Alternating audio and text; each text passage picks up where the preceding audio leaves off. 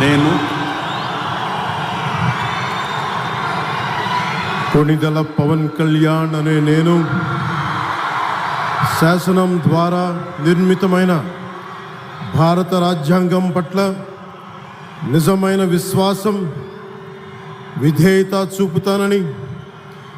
భారతదేశ సార్వభౌమాధికారాన్ని, సమగ్రతని కాపాడుతానని,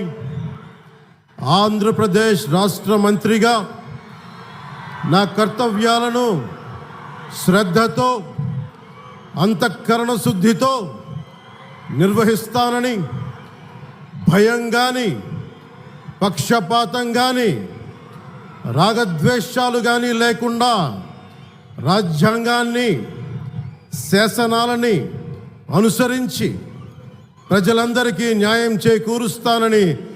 దైవ సాక్షిగా ప్రమాణం చేస్తున్నాను. నేను